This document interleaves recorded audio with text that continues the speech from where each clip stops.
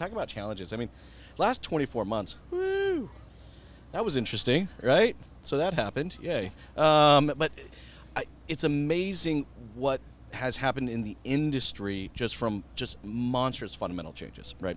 Everything from the way we communicate digitally. I honestly do believe that, this was the final nail in the coffin to the sales process. That 12-point, you must go this direction to sell a car, to now there's buying processes, and there's so many different ways that a customer can buy, engage, and communicate. And as an industry, we were maybe kind of slightly forced or pushed, but man, it was just fundamentally, I think I've seen more changes from dealership operations to the way that we track and approach things, to the way that we digitally talk and communicate. So I'd love to kind of get your guys' thoughts. A lot of changes. What do you think kind of the biggest change has been for you in the last 24 months? Tianna, I'll start with you and I'll work my way down. Yeah, so I think a lot of dealers now, like you said, in the last 24 months more than ever, right? I think they've started realizing, okay, maybe my salespeople need to start having more of an implementation process when it comes to advertising or marketing. So like imagine if every dealership, had a website, right? Everybody has a website, but you don't all use your OEM website because, you want to stand out, you want to be different, you want to be seen and heard. So imagine if your dealership, each and every salesperson, say 10 salespeople, were simultaneously outreaching to each and every one of their networks, just, hey, this is the place where you have to buy a car. This is the place where you get the best deal. Now you have 10x, right? We always talk about like 10xing everything. We have 10x, the free advertising that you have on social media. So I think now dealers more than ever have realized that their salespeople need to be started, being held accountable, one, for posting things, bringing their own traffic into the dealership, not just relying, on the dealership just to feed you and get you sales. But if anything, I think this has kind of made, salespeople realize this is my own business. I need to start looking at it like that too. And I think from an analytics perspective, that's tough to track here, right? Because it's not one brand. You have 10 people out there actively promoting yourself through their brand, which I think can make things very, very interesting. But George, for you, a lot of changes in the last 24 months. A lot of changes happening right now too. Just GA4 coming around the door. Just monster changes with Google My Business or business profile. Yes, I gotta remember saying that. What some of the biggest changes you've seen in the last 24 months? Yeah, last 24 months, of course, the focus has been, used cars and fixed ops. Yes. Sell new cars when you can. Around the fixed ops, I think the lowest hanging fruit for every dealer, we just did a session this morning, digital dealer on separating separate Google business profiles for service. There's a couple, and it was amazing to me, we actually didn't even cover it. We assumed everyone had done that, and a few hands went up saying, do you mean we have to separate these out? And so we kind of rewound the presentation and basically preached that to the dealers. And for those skeptical, I just said, well, just grab your phone and just search in your market. Oh my gosh, this independent dealer, the big box, right? So they're all winning, and unless you have a separate profile, you can't win on that. And then GA4, yeah, you mentioned that. So we're starting a big push in the month of May, so that on June 1st, we're gonna have all the code in place for dealers for GA4.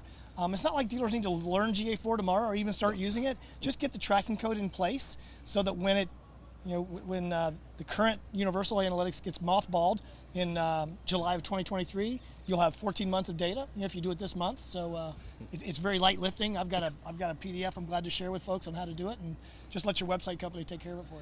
I'm actually kind of excited because I really do kind of like, well, actually, I'll be honest with you, I wasn't excited first, right? So I get into GA4, I'm playing with it, I'm learning my way through it. I'm like, this sucks. I don't like this.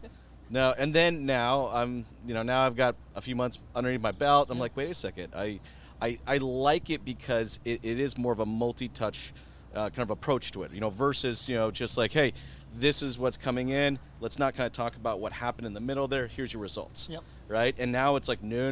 Let's focus a lot of what kind of happened in the middle and what that journey was, and which is great because I think that's what we're going to be focusing on for the next 10 years. I think it's going to be a lot about customer journey communications, the things we've kind of learned from the last 24 months. It's cool. I'm actually very excited for it. But good point, though. Get the code on your site now. If you're watching and listening, you haven't done that, do it now, so at least those triggers are firing. You're able to collect that data. That's a great one. Hey, Ashley, for yourself, a lot of changes. So Especially many. digital, man. I can't Yes. imagine for you how Oh my many God. changes. Like, what has been some of the biggest ones for you in the last 24 You months? know, it's actually been a huge help for me and my cause because my focus is making sure that our stores are equipped to be efficient, to deliver the customer experience that they're wanting, right? And picking up basically where they left off online. Now, as we remember 2 years ago, salespeople were still waiting by the front door for somebody to walk in the door. And me trying to coach teams, I'm at Walzer, we are one point of contact. Oh, I like one that. person, we don't have a BDC. We don't have finance managers. My salespeople do it all.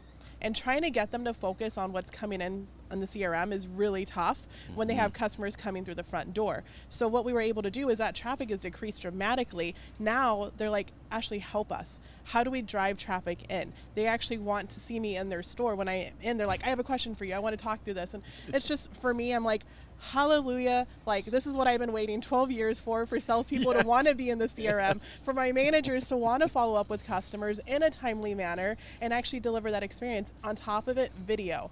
We're huge on our video culture and we really push personalized video on top of it. When I first started kind of taking over my Minnesota stores for Walzer, we were about 30% personalized, or just video to all leads, not even Wow, personalized. that's awesome. 30%. My goal was to get them to 150, and we surpassed that. We hit 160. We average about 30,000 videos a month, personalized videos.